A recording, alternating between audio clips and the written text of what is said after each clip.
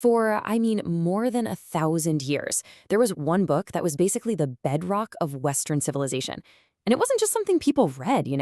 It literally shaped reality.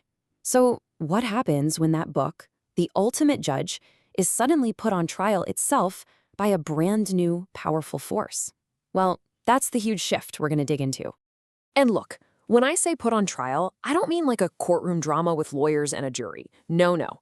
This was a slow, deep reevaluation, something that unfolded over centuries in the big public square of ideas.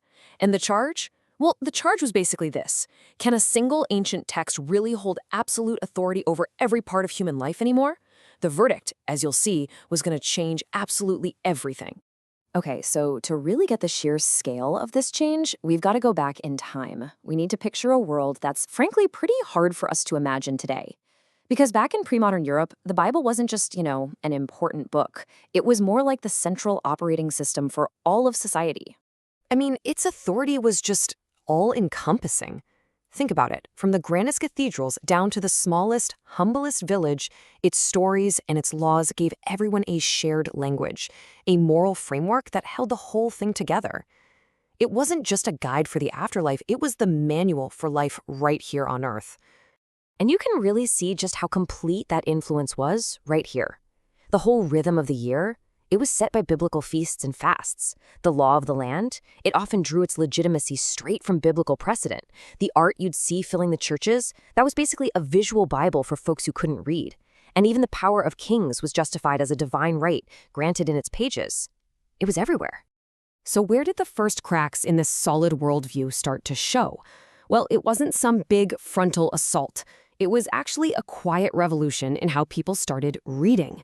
You had scholars like the philosopher Baruch Spinoza who began applying these new intellectual tools to the text itself, and this gave birth to a whole new field we now call historical criticism.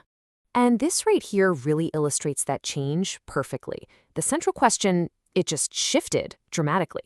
For centuries, the whole goal was to understand the divine message inside the text, but now scholars started asking questions about the text itself. Questions like, who actually wrote the first 5 books? Was it really all Moses, or are we maybe seeing different authors from different time periods all woven together? This was a radical shift, right? From treating the Bible as this seamless divine voice to seeing it as a complex, human artifact. So this new method basically treated the Bible like any other ancient document. Seriously, they started comparing different manuscript copies, studying the original Hebrew and Greek, and really digging into the history of the ancient Near East. And by doing this, scholars started to uncover the kind of messy, human process behind the text. For the very first time, the book was being placed under a historical microscope. Now, this scholarly analysis is super important, but it kind of builds to our next big point. Because while historical criticism opened the door, it was the Enlightenment that came along and just blew it clean off its hinges. This was a much, much broader cultural movement that challenged all traditional authority, not just the authority of a text. So, what's the crucial point here?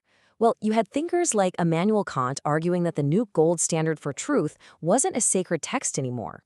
It wasn't church tradition. It was human reason standing all on its own. Any claim, I don't care if it came from a king or a holy book, now had to pass the test of rational inquiry.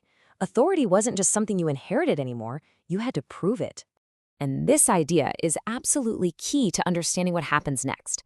You see, the goal of the Enlightenment wasn't necessarily to destroy the Bible. Not at all. It was to dethrone it. To say it could no longer be the final, unarguable word on things like science or politics or ethics out in the public square. Its position in society had just fundamentally changed. So, what was the end result of all this huge reevaluation? Well, the Bible went from being the sun, the center of the solar system that everything revolved around, to being one very, very bright star. Still powerful, for sure, but now it was just one part of a much bigger constellation of authorities. Yeah, and this idea of displacement is so important to get. Secularization in this context wasn't about erasing religion. It was about creating a public space where religious claims had to stand alongside and compete with other ways of knowing. The Bible wasn't kicked out of the conversation, it just lost its veto power. And this gives us a really clear picture of that new public square. You've got modern science, which emerged with its own incredibly powerful method for explaining the natural world. You've got secular philosophy, offering up ethical frameworks based on reason alone. And then there's the modern state, which developed its own legal and political authority completely separate from the church. And all of this created the pluralistic world that we live in today. Right now, one person can read the Bible as a normative, divinely inspired guide for their faith. But their next-door neighbor, a university historian, can read the exact same verses as a fascinating, complex historical document. And the person down the street, a literature professor, can study it as a cultural masterpiece that shaped so much of Western art and language. You have these three totally different approaches, all coexisting. And that, right there, really summarizes the whole journey. We've just watched the Bible move from being the one single, unquestioned blueprint for an entire civilization to becoming one powerful and, undeniably influential voice in a much larger, much noisier, and much more complex conversation in the modern world. So this whole historical transformation leaves us with a pretty profound modern question, doesn't it? The trial of the Bible that happened centuries ago, it really mirrors the challenge that each of us faces today. When you're confronted with science, with tradition, with philosophy, and your own personal experience, what becomes your ultimate reference for truth? That's the huge question the Enlightenment opened up.